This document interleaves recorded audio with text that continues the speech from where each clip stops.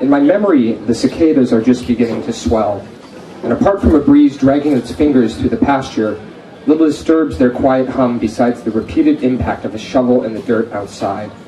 The shovel belongs to my friend's father, who has spent the day digging a well. And if there's a reason I remember the sounds of that day so immediately, it's because I remember tracking the passage of time by the increasing labor of his breathing and the force with which he struck the shovel into the earth.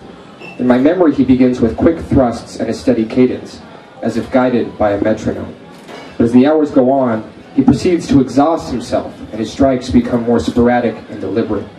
While the sun sets, the intervals of his digging lose any sense of rhythm, coming only occasionally and always with fierce grunts.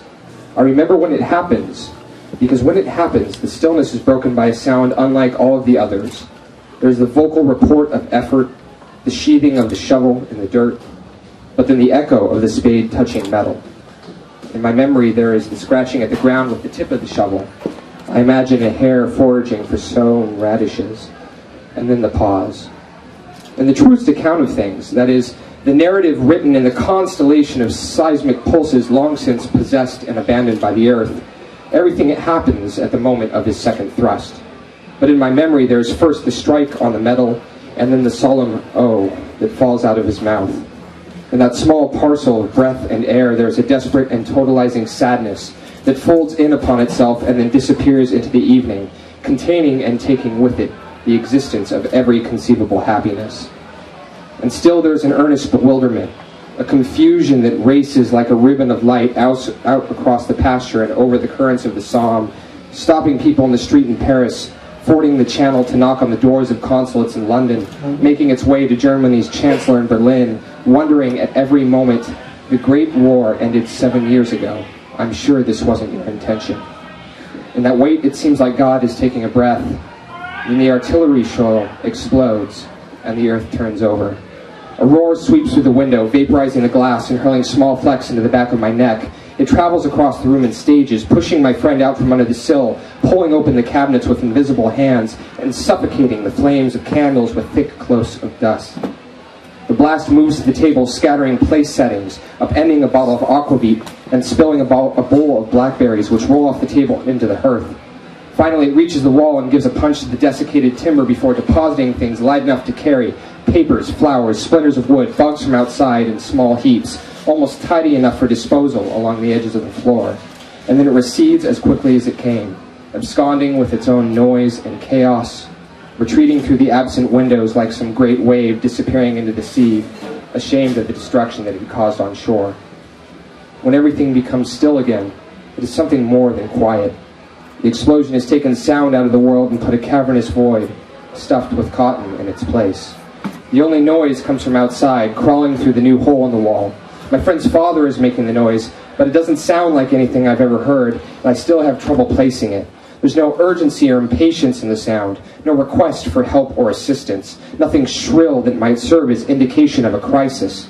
It reminds me of the sounds I imagine when my mother tells me stories of the devil. His guttural rumbles spreading out across Eurasia from sinkholes in the streams of the Orient that tempt children from their beds and into the forest to be snapped up by spirits and jinns, his low, percussive trumpeting like a train approaching from a great distance that drifted down from the valleys and frosted ridgelines of Meursault during the winter when all the town's pregnant women threw themselves from the bell tower of the Rose Abbey. The moan that covered the villages of Buxon and Villand and Saint-Marie-sur-Vézère in the night like a heavy fog in preparation for their being effaced from the earth entirely. And so, when my friend and I begin to climb through the window to see what has happened, I don't expect to see my friend's father alone, not without the devil.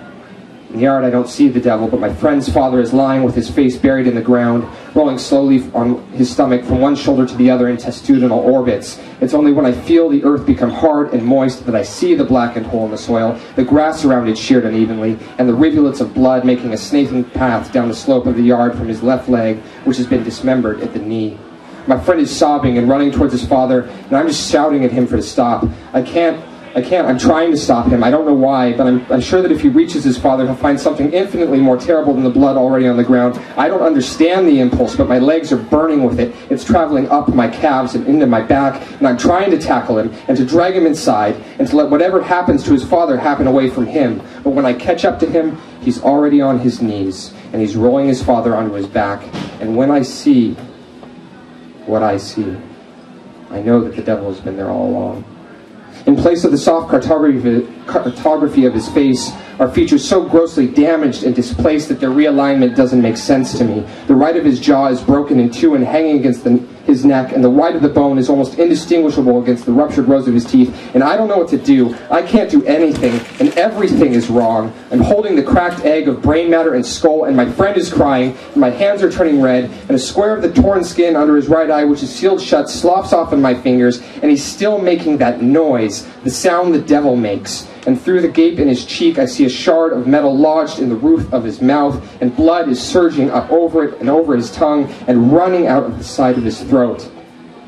And there's a moment where my friend grabs his father's hair at its roots, and his father's undamaged eye stops rolling in its socket, and his tongue stops lolling about his mouth, and he looks at my friend, and the sound stops. But this is the part I cannot bear. This is when I cannot stand it, because then he's looking at my friend, and there's a new sound coming from his chest, but it isn't the devil's sound. It isn't a hurting, and I can tell that it's supposed to be words, but somewhere they're getting mixed with the blood and becoming muddled, and I know somehow that he's trying to explain himself and to explain his life, but nothing comes out except for a red mist that stripes the brass buttons of my friend's overalls. This is the part that I cannot bear. He's trying again, and I can hear him attempting to condense the significance of his life into a whole few words, but it isn't working, and my friend is beating at the ground and tearing thistles out by the roots and showering us with gravel, and I know that he understands what his father is trying to do. I know that he senses what he's losing. I know that he understands, because even after I've run out of the garden, through the kitchen, out through the hall, even when I've thrown open the door and started sprinting down the road and through a maze of brilliant red poppies in bloom, I can still hear my friend shouting, "What? And what? And what? And what is it to a man who cannot respond?" In my memory, the sound follows me home.